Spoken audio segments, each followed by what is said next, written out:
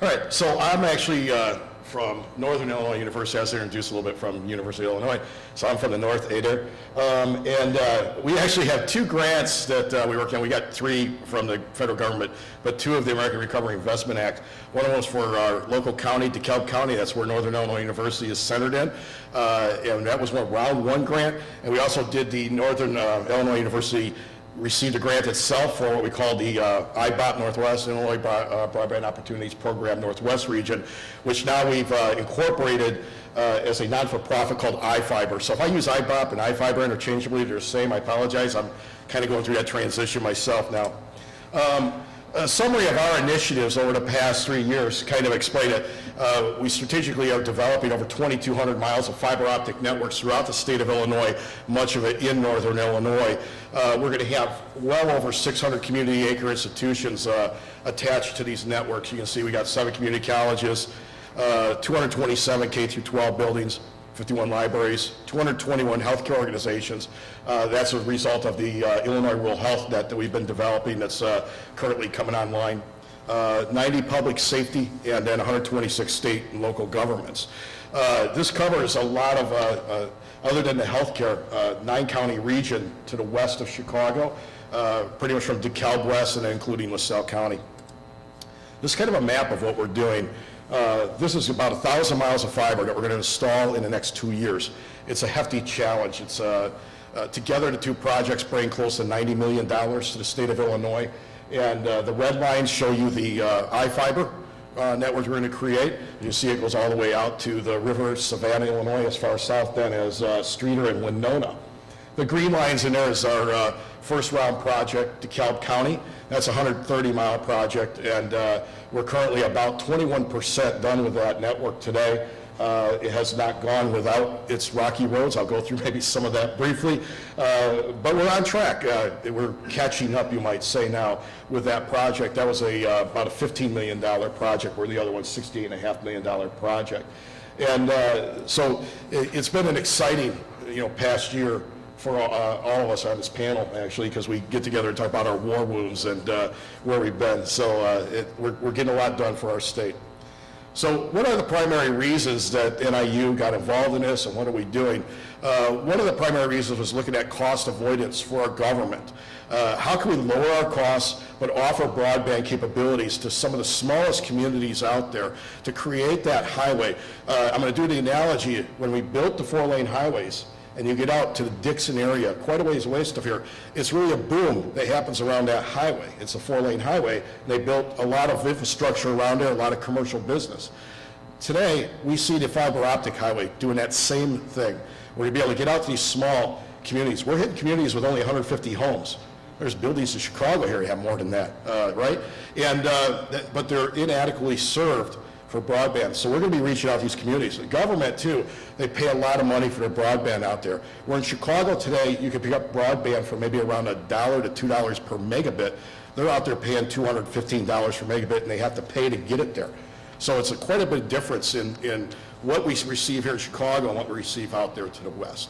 So local municipal schools, E911 county, we are going to create a system for them where they're going to have unrestricted between their buildings. We're going to put dark fiber, we call it in. It doesn't have a light bulb on the end. They put the equipment on and light it. If they need to go from 1 gigabit connection to 10 gigabit tomorrow, they simply have to buy new equipment, put it in. No more renegotiating lucrative contracts, just put in new equipment.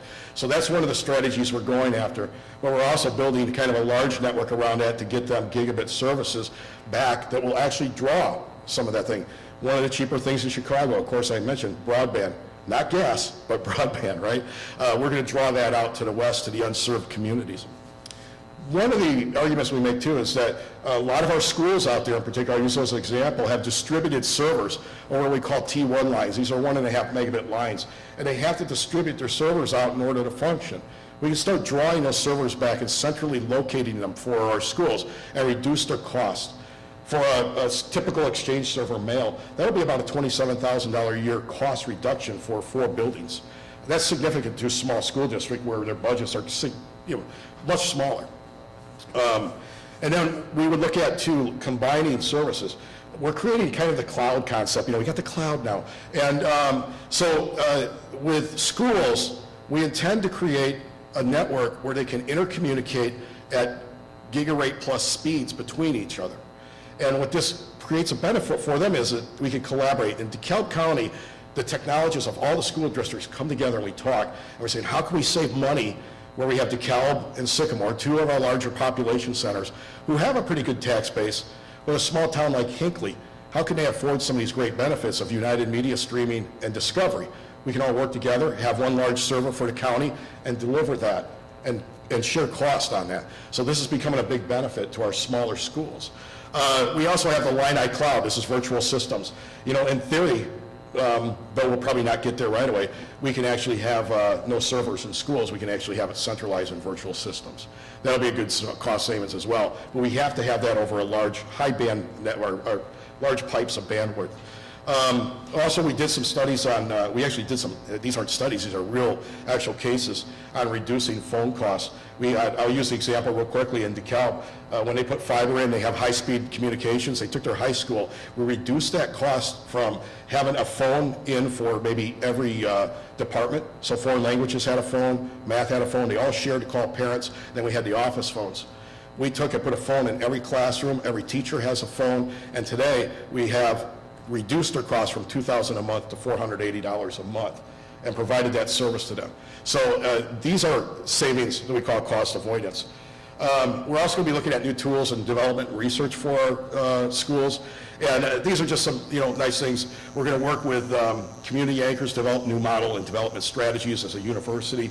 We're going to work with our P20 programs and develop some interactions, maybe distance learning programs. We also can get the schools now connected at a high speed to our national databases, Argonne, Fermilab, where they have some great programs for our schools. And this is now capable over this network. And then we also look at our local businesses too. Small businesses, one of my stories is always Elizabeth, Illinois. It's forever to get there from here. It's like you're in the middle of nowhere. And there's a great engineering business there. Working with the federal government, are looking to move their office to Washington, D.C. because the bandwidth out there is inadequate for their needs to be able to transfer to CAD drawings and what they do. So when we talk to them, what are your needs? We need a consistent 20 megabytes. I said, what if I give you a gig and I thought they're going to pass out, we can expand. So this is bringing it out to rural America that really helps out. So talking about businesses, our goal then is to do tax base increase. Lower our costs for schools and government and raise our tax bases by drawing businesses out. And I kind of just mentioned some things. I'm not going to go through all these details, but provide expanded services and bring that highway so that small businesses can thrive. That small business brings us $1, brings $7 to the community, and that's a big boom to small communities. Provide new level of services for local businesses, give them that dark fiber between that they didn't have before. So maybe a car dealership who has 3 car dealerships in maybe a moderate-sized town can now intercommunicate. He can consolidate down his services, reduce his costs, and be more profitable in the community. And then attracting new businesses to the area. We've already been in a lot of this development since about 2003. And as a university, we developed what's called the Northern Illinois Technology Triangle, government creating a private network for businesses. And that has netted in a small community, Rochelle, Illinois. You might see it passing out there. And they've netted over $210 million of construction and data centers. They're about to land another here as a result of the technology that we're bringing to the region. Out there, we were never looked at for a data center until about 3 years ago. And now we have people hovering around and looking. So this is a big boon to our region. So what are our challenges in this grant? We were asked, so what is your challenge of meeting this 2/3? 2/3 is a big number for all of us sitting at this panel. The federal government requires we spend 2/3 of this money, basically your second year in. And all the holdups that the federal government kind of, keeps us rolling at that we can't do this. So first of all, we agreed on this due diligence process in the beginning. It was a very grueling test that they put us through to make sure that we did everything right. And then about midstream, particularly for our DeKalb project, they changed the rules. We had to actually lay off people, shut the project down, write the federal government and say, this must be resolved. Now, federal government does move fast. We resolved it in 24 hours. But the contracts after that, we just finished up one of the contracts. That was about a month ago. And it was a complete change to everything that we had done. And we were fearful of actually losing that money. So it's kind of the shifting sand with the federal government on trying to make sure that the methodology that you put into all of your work follows through. But they're kind of changing their mind now, and I think part of that is the process is so quick to do this because with stimulus money that some things are overlooked. So we're trying to correct those. Route changes. You know, when we run into something and the property owner says, I own to the middle of the road, you can't come through here, I'm not going to give you an easement, we have to take and fiber route that change.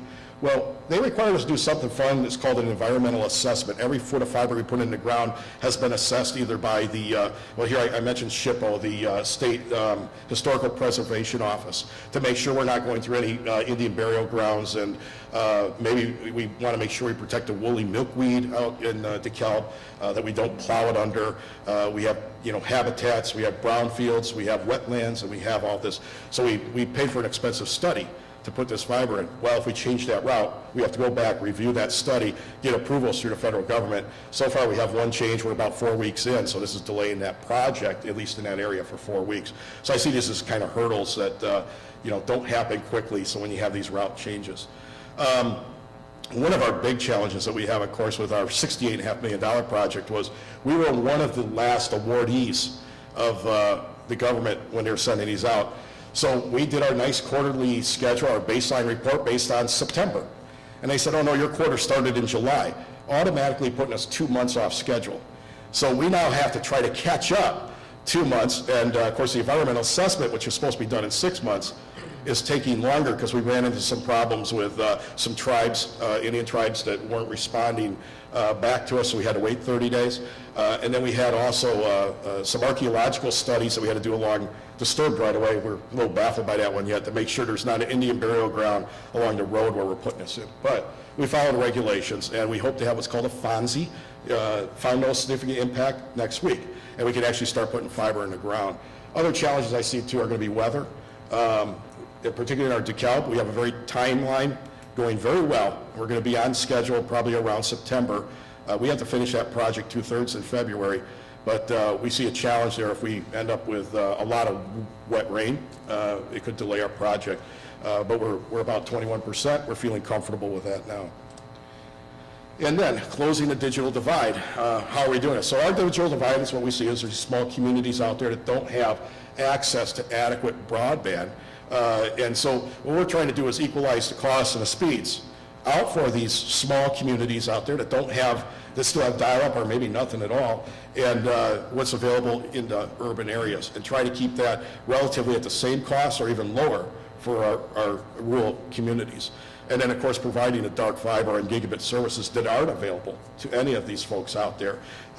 You might have a small company, and we want to actually support those small companies out there, providing what we call Tier 1 access to providers. This is internet bandwidth. So this is, you know, getting into the heart of the internet and bringing that broadband, which is usually in the heart of Chicago here, out to the west side. And then providing that fiber optic highway to the small communities. So we feel it's important that we get these services out, but we are going to be closely working with the smaller ISPs that are out there kind of struggling. I did it. So I guess next I'm going to introduce Mike Smelter, who's going to come up here, and he's from the University of Illinois. Come on up now.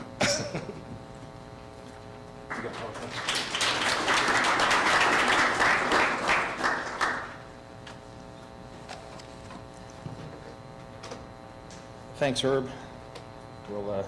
I'll just let that sit up. I'm going to spare you my PowerPoints. They're usually pretty boring.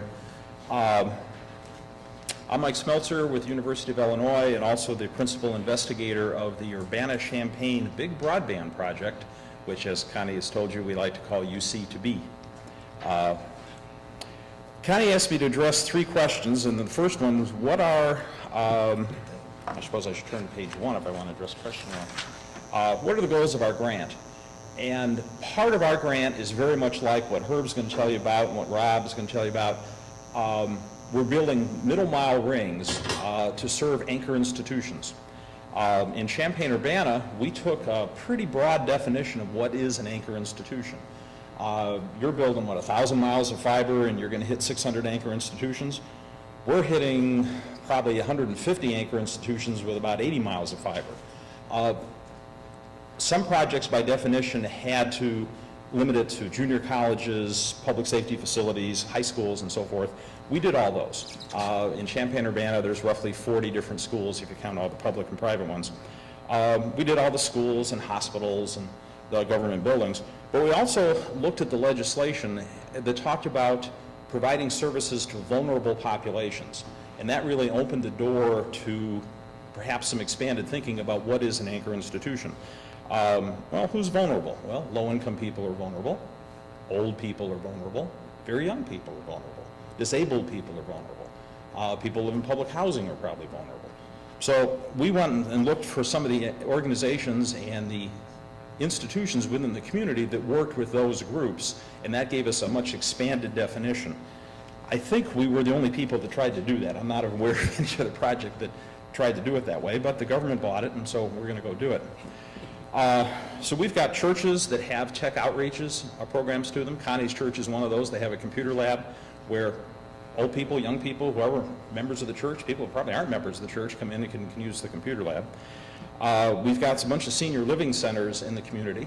My parents and my in-laws have lived in those kinds of those facilities, and they're not a particularly good place to live. And if you've got connectivity there, if you've got broadband there, it can let you, reach out to your family and keep in touch with them. And now that we can all do video chatting, if you've got the bandwidth to do that, that's kind of a nice thing. So we're going to hit the senior living centers. We have a developmental services center for people with physical and mental disabilities. We'll pick them up. We've got a variety of homeless shelters. We've got a battered women's shelter, the Boys and Girls Club, and then some public housing projects. In order to do this, we built 6 rings, or we're going to build 6 rings, throughout Champaign-Urbana that all kind of come back to the university. If you think of Champaign-Urbana like a donut, you've got Urbana kind of a third of the donut over here, you got Champaign as being 2/3 of the donut, and then the university sits right in the middle, and we're the whole of the donut. So all the rings come back to the middle and then spread out to the community from there. We are within 2 weeks of sending out our bids, documents for contractors to bid on doing the construction of those rings and building into those 143 anchor institutions. But that's only half of our project. The federal government in round 1, which is when Herb's original project was funded and also where our project was funded, lets you do a middle mile project, or they said you could do a last mile project. Well, they changed their mind about halfway through that, but we called ours a middle mile, but it had a little last mile project to it. Well, it turned out it was half the budget, so it really wasn't so little. We're also going to do fiber to the home in 11 census block groups that we deemed to be underserved, and the way we determined they were underserved is we literally went door to door and knocked on people's doors and asked them, what do you got for broadband? And as long as a census block group had less than 41% of the people we surveyed that didn't have broadband at that point, then that qualified as an underserved area. Primarily the areas that qualified were some of the lower income areas of Champaign-Urbana, but not all of the low income areas. We had one area that I thought would have qualified in an instant, except there's a student apartment building that's in that census block group. And you have 400 low-income homes, and you've got 500 students living in apartments, and all those students have got broadband in their apartments because that's built into their lease. So that totally killed the percentages for that census block group. So we've got some areas that we're going to be providing fiber to the home to, and we also got some areas that probably could really use it that we're not going to be providing that to. So that's kind of one of our challenges as we go forward. And that's the second part of it. We're going to pass 4,600 homes roughly with fiber to the curb. If you live in one of these neighborhoods, there'll be a little box, about yay big, sits buried in your front yard, a little manhole lid on it. If we install it right, it'll be flush with your grass so you won't trip on it or fall into it. And there'll be fiber, or at least a conduit in that. And if you want the service, we'll extend it from there into your house. We're hoping to get about 50% of those 4,600 homes signed up as fiber to the home customers. Some people tell us I'm crazy, that we'll never get that many. Other people tell me, oh, you don't have enough money in your budget. You're going, well, everybody's going to want to do this. We'll find out, I guess, once we actually do it. There's roughly 200 businesses in those areas, and some of these are real small businesses, some of them are real big businesses, but if they're in those areas, they'll get fiber the same way. All the churches, all the schools that are in those areas automatically can have fiber if they want it, and we'll see how that goes. We're going to actually knock on every door in those areas, talk to people, because if I'm going to build fiber into your home, that implies that I'm going to actually be digging up your front yard to do it. Legally, I need an easement, or UC2B needs a legal easement that says it's okay for me to dig up your front yard and put fiber there. So the only way to get that is to sit down and talk with you and get you to sign something. That gets messy if you're renting a house. Your landlord could be in Florida. You know, maybe they're going to cooperate, maybe they're not. So there will be some challenges as we go through with that part of the project. The second part Connie asked me to talk about are what are our challenges to getting 2/3 of our money spent. The list is long, but I'll try and be kind to the guilty. The environmental assessment was a challenge. Ours took about 6 months. We got our FONSI. Never thought I'd be celebrating getting a FONSI. It sounds bad somehow. But we did. But now we have to get a new FONSI because much like what Herb had, we've had to change some routes. We found some places that, we really don't want to go down that street. We need to move over a street. Or maybe we want to. One of the local hospitals announced a new clinic that wasn't there when we did our application. They're going to build it, so we're having to change a whole route by 2 miles just to pick up where this new clinic's going to go. So we'll have to go back and make sure that the wetlands aren't going to get any wetter and they're not going to get any drier. There's an Indiana bat that seems to be endangered in Illinois, so we got to make sure we don't do anything to Indiana bats. We actually, is there anybody here from the federal government? No. There's a little creek that runs through the middle of Champaign, Urbana that's called the Boneyard. You know why it's called the Boneyard? Well, once upon a time when this area was habited by Indians, that's where the Indians threw their bones. We go over that several times, and throughout our whole environmental assessment process, they never asked us about crossing the Boneyard. They worried about it because it was wet. They didn't worry about it in terms of what other things might have been there. So we're just going to leave that alone for the time being. But we don't think we have any burial ground problems, actually. We also have private easements. We have some farmers, and most of our stuff is in Champaign, Urbana, but we go out just barely outside the community a few times. And this farmer owns the land all the way to the middle of this road this way, and the other guy owns it that way. And there is no easement, so we have to sit and negotiate with them to get an easement. That takes about 6 months under Illinois law to go through a very formal process about how you go about getting an easement. If we're going to start construction in a couple of months, we don't have 6 months to get that done. Are you flashing me that 0 number? You're getting ready to flash me that 0 number. 2, okay. So easements are a problem. The university I work for is not nimble. Getting things through the university procurement process, getting it through the lawyers, getting it through the deans and the administrators, everything takes much longer than it otherwise should.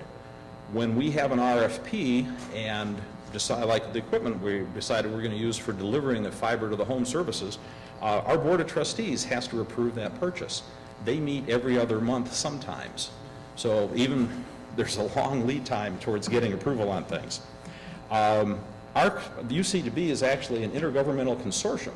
It's the university, and it's the city of Urbana and the city of Champaign. So I work for the university, and up until when this started, I had a boss. Now I have 2 mayors, I think 17 city council people, and a whole bunch of other folks at the university that I work for, that I did used to work for. And they all have opinions about how things ought to be done. We thought we had a pretty good plan. NTIA thought we had a pretty good plan. A lot of folks in the community wanted to just start over with a blank piece of paper and say, oh, you got all this money, let's build it this way. I said, no, we can't have a plan. We want to build it this way. And so that's been a little bit of a struggle, but I think we're kind of past that.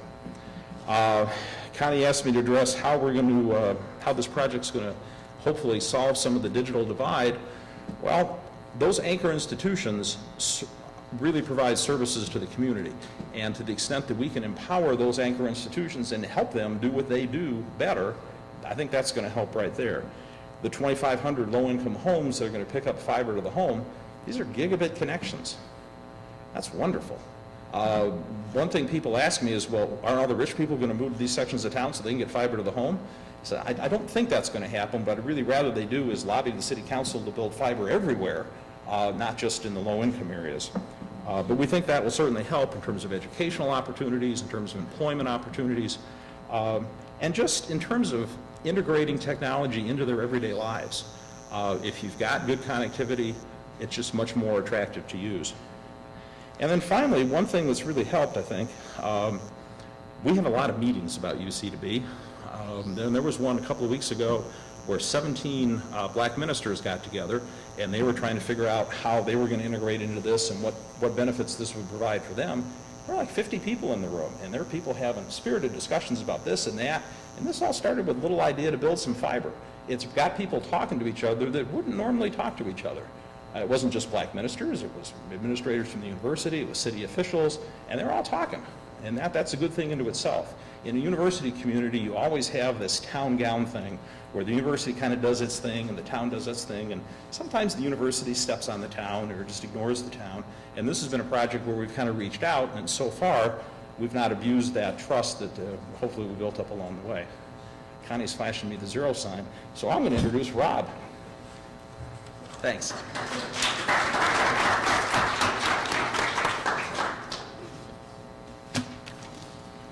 Okay, let me see if I can get this PowerPoint up here real quick.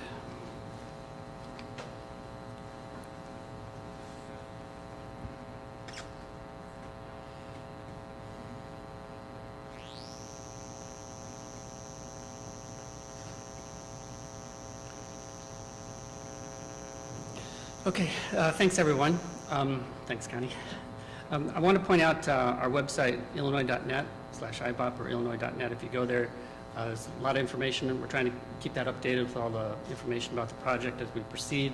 Actually, I think NTIA will actually soon have progress, a webpage that you can go and see projects of the different progress on the different projects that they have around the country. That should be available soon. But also we have a place there where you can sign up for our newsletter. So we have a monthly newsletter which provides updates on the project. I wanted to talk just a little bit about the Illinois Century Network to give you a sense of who we are. Illinois Century Network is a statewide network originally designed by the Illinois State Board of Ed and Illinois Board of Higher Ed to provide some type of quality internet services to schools. Actually started by providing dial-up service to teachers in their home, if you can believe that. Anyway, it was very successful and it grew into the network that it is today. Although it was originally designed to serve education, it was expanded early on to provide service to any not-for-profit organization serving the citizens of Illinois. So that's pretty broad. Any not-for-profit organization serving the citizens of Illinois are eligible to connect to the Illinois Century Network and become members. And this is a map of our backbone, and I'll mention something about the stars there that you see on the net. On the map. ICN now is part of Central Management Services, which is a state agency. The ICN was designed with points of presence in every LADA. That's represented by those stars on that map there. And the reason for that is because we wanted to push the network as close into the communities as possible so everybody can connect to the network locally, not incurring any long distance charges. Also, we have set up, in terms of support, we have 9 regional technology center offices, which are spread around the state. They're very familiar with the connectivity options, the struggles, the challenges that communities have around the state, and they're able to work with those communities to provide, to locate and do installations for some type of broadband service connecting to the Illinois Century Network. The Icn Policy Committee is a body which is comprised of members of the Illinois Century Network, so education, libraries, museums. And this is the body that helps guide the direction of the Illinois Century Network and develop policy for the Illinois Century Network. And actually, Greg Boss is chair of our policy committee, so we're very fortunate to have him there. And the reason I think that it's important to mention that is because the Illinois Century Network is really, and always has been and continues to be, a member-driven network. It's really a network of the citizens of Illinois and those that connect to it. We serve over 7,000 connections currently. We applied for an NTIA grant in March 2010, actually worked on the grant for a year before that, and we were awarded the grant in August of 2010, and that's the starting date. So we're really 2.5 years yet to go to complete the grant.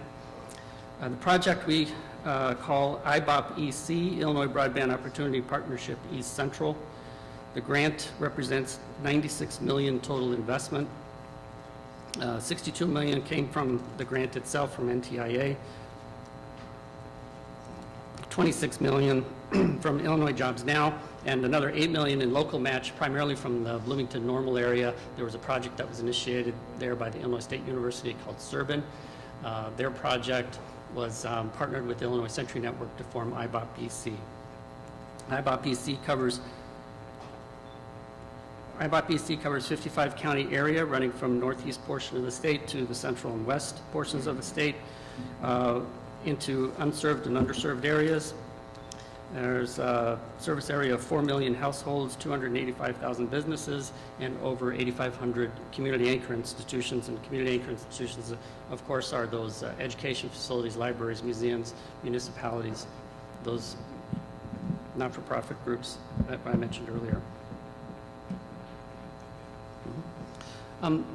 We're going to connect over 400 sites directly with fiber. Those are the sites that logically were on the fiber path. So we're going to go ahead and hit those sites with fiber directly to those sites. And then from those 400 sites, there'll be the ability to expand the network further into the community. The community colleges play a big role, so we're going to try to hit all the community colleges in the state. Some of those will be connected through our partners, some of which are represented here on this panel.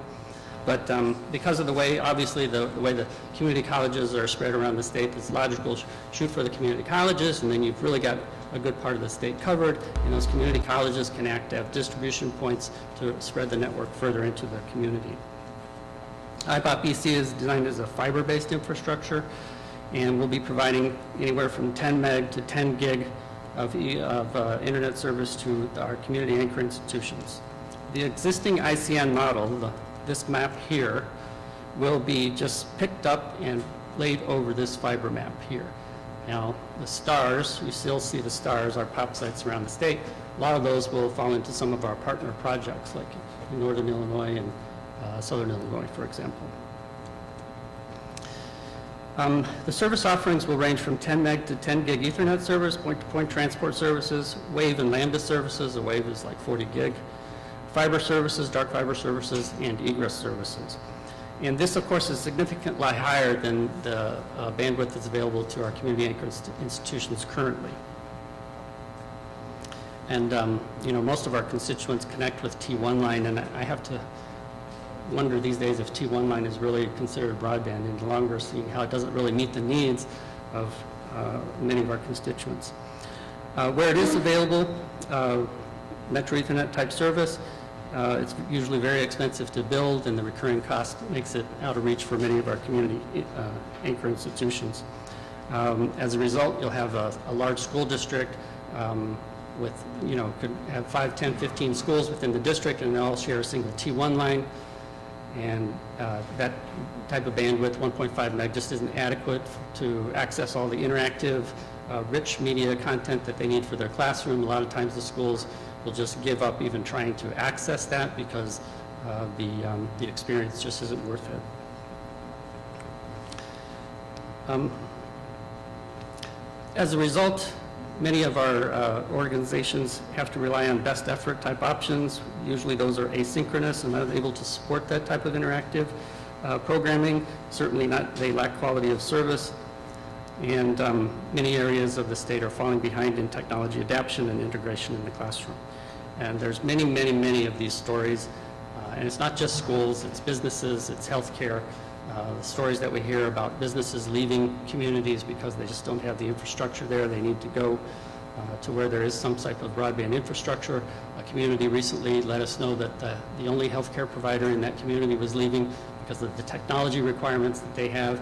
They had to go to another community that had some type of technology infrastructure.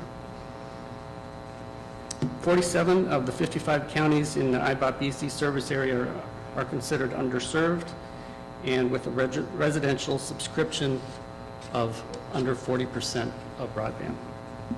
13 counties are economically distressed with the above average unemployment rates and below median incomes. And I always find it interesting because we're a statewide network, we deal with both urban areas like Chicago and Cook County, but we also deal with very rural areas.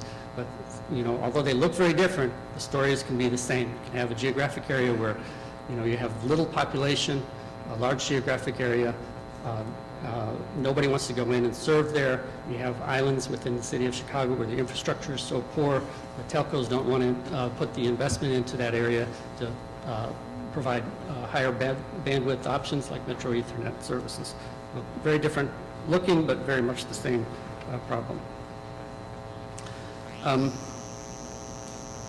Anyway, this project will help provide the infrastructure that will allow residential and business broadband service providers to extend service into those areas.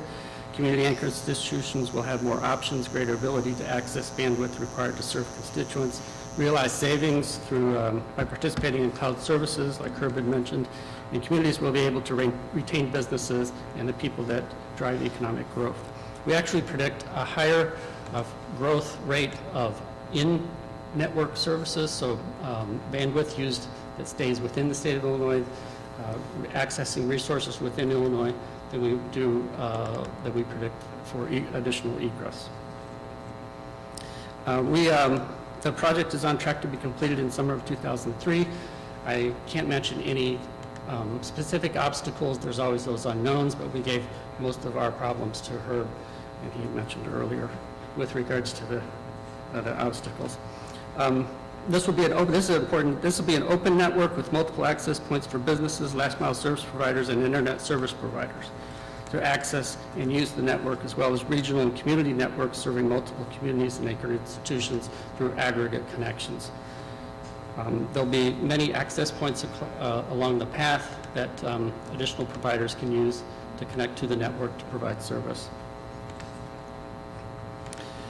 We will see and are already seeing existing and developing providers needing backhaul services. Probably field a question a week by a provider that would like to subscribe to service now. So we know that there's a lot of developing businesses that would like to go into underserved communities and provide internet service. So they are there, they're ready, and they're anxious to use the network.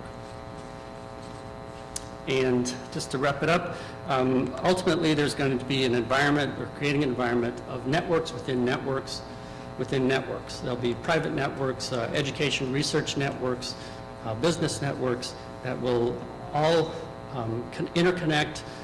These middle mile networks will connect to regional networks and community networks, and they'll develop this web across the state. As a result, connectivity options will expand, circuit capacity will be higher, providers will sell more service, there'll be more options for consumers, and the best thing, and Herb alluded to this too, is that we're developing a scalable network, so you no longer have to build a new network, you're just changing the electronics at either end and greatly increasing the capacity of the network. And thank you very much.